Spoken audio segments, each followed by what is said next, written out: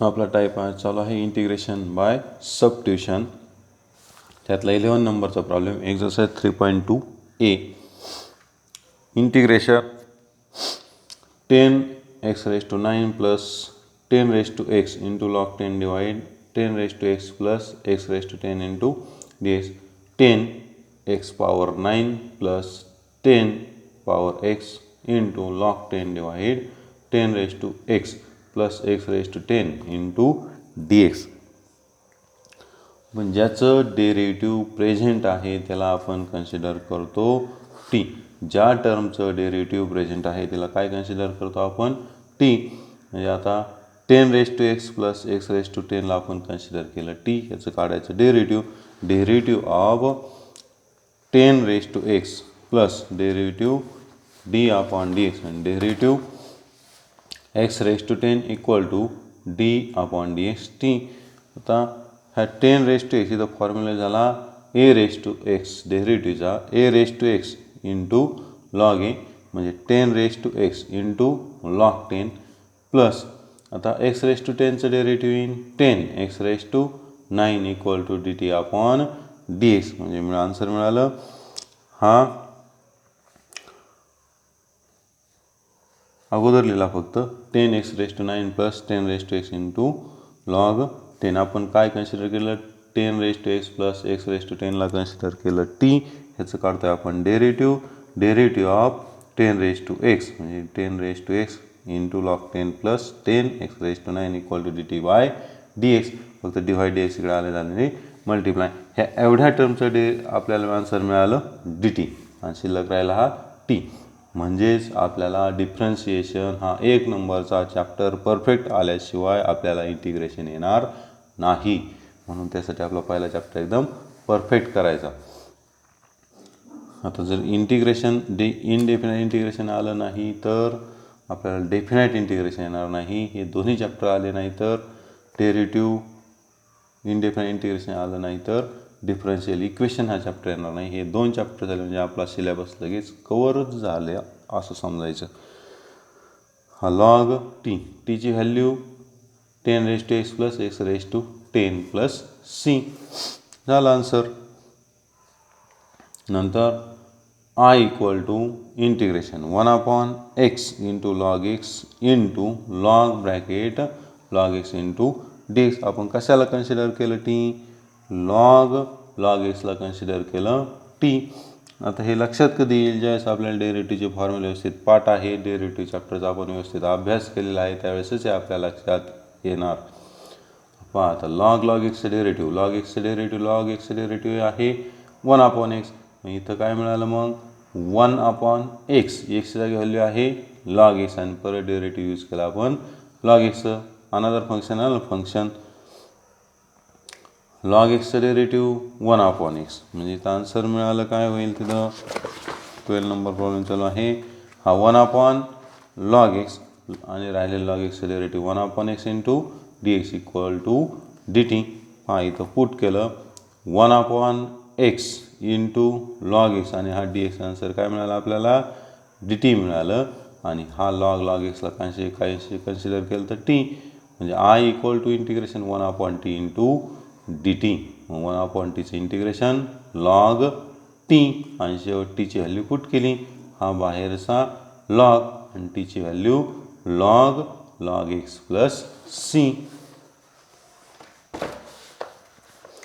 त्यानंतरचा 12 नंबरचा problem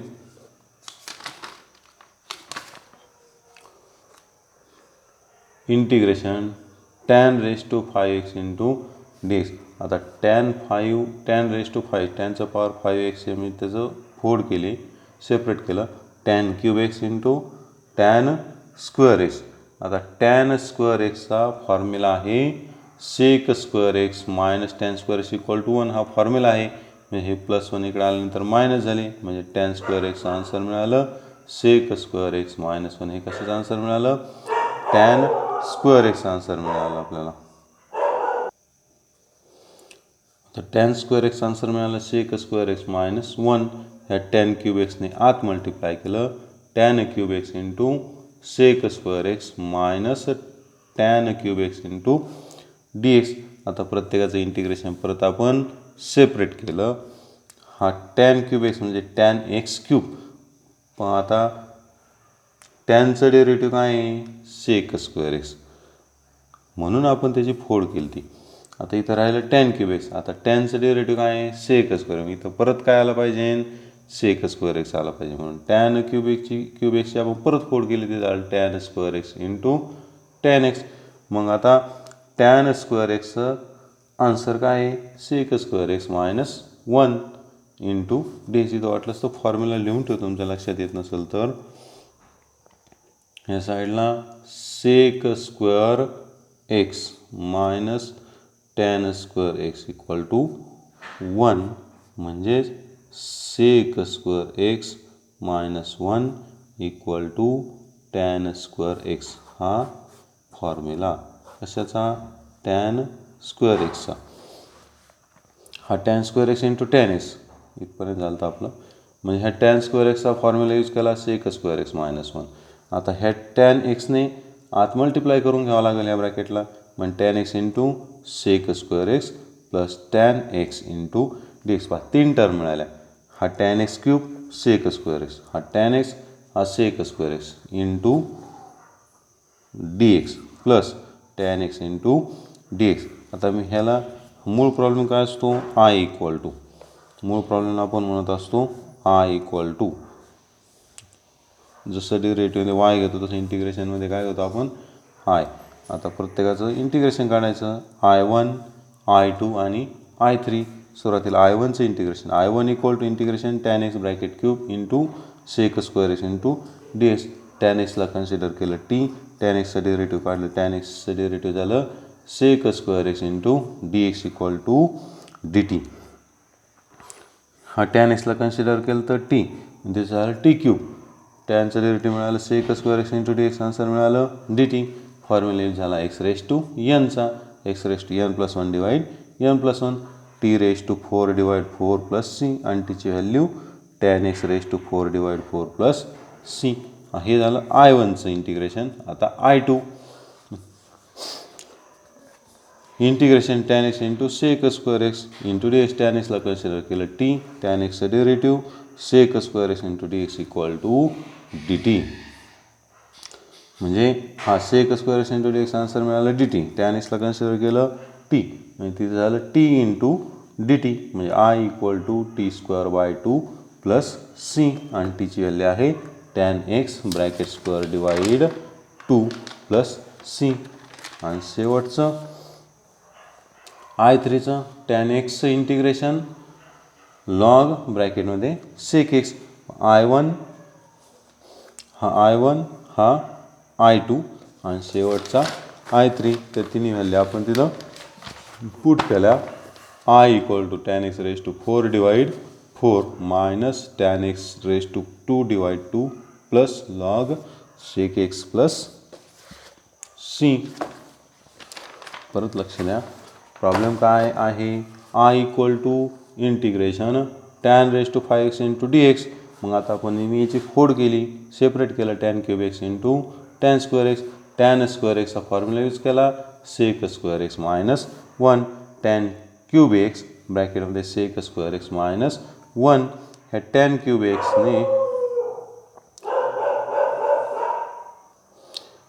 cube एक्सने आतमध्ये गुणून घेतलं tan cube x into sec square x minus tan cube x into d x.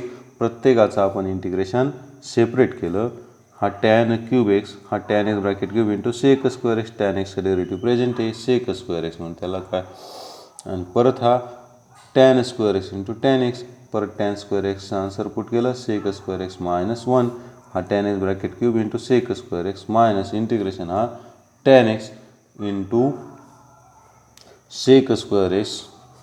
आणि हे मायनस हे जे मायनस आहे मायनस साईनने आपण ब्रॅकेट काढला आहे मायनस साईन मल्टिप्लाय केलं आहे मायनसचं प्लस झालं. याला आपण I1 म्हटलं याला I2 आणि हा I3. आणि 3 प्रॉब्लेम झाले एका प्रॉब्लेममध्ये.